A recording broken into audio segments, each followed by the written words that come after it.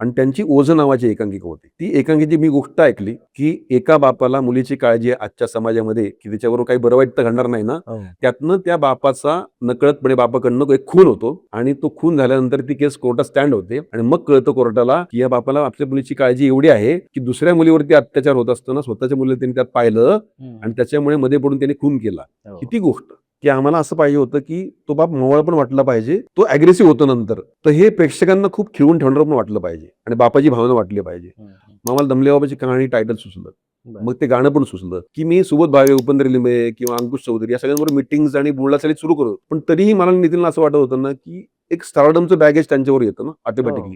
आम्हाला कोणतरी कोरा चेहरा असा पाहिजे होता, साधा बाप वाटला पाहिजे, शर्ट मॅनेला मधला चष्मा लावलेला. अचानक एक चमक आमच्या डोक्यात आली.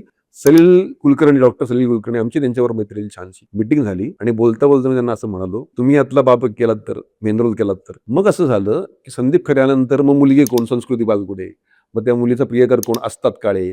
मग मुलीची आई कोण, दीप्ती भागवत. मग त्यात एक विम्जिकल कॅरेक्टर आहे कंपाऊंडरचं.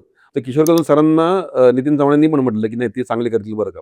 मग ते आले ऑन बोर्ड. त्यात श्रेया पासलकर नावाची छान अभिनेत्री मुलगी आहे, जी नटसम्राट नाटकात काम करायची आणि आमचे निर्माते विशाल धनवडे, नितीन चव्हाणांचे मिसेस पल्लवी गायकवाड चव्हाण, या सगळ्यांनी मिळून एफर्ट लावल्यानंतर ती फिल्म इतकी छान बनली. मयुरेश जोशींचं खूप छान सिनेमॅटोग्राफी त्यांनी केली होती आणि शेवटचा सीन असा आहे ना, बाप मुलीच्या पाया पडतो. नॉर्मली उलट होतं ना, की मुलगी बाबाच्या पाया पडते. मग ती विचारते, काय करताय बाबा? ते म्हणलं, माझं खूप चुकलं ग, मी बाप म्हणून तुझ्यासाठी नालायक ठरलो. ती म्हणते, असं कसं म्हणता, तुम्ही जगातले बेस्ट बाबा आहात. हे वाक्य ना संदीपजी खोटं वाटेल तुम्हाला आणि त्यात आश्चर्य म्हणजे बायकापेक्षा जास्त पुरुष ठरवत.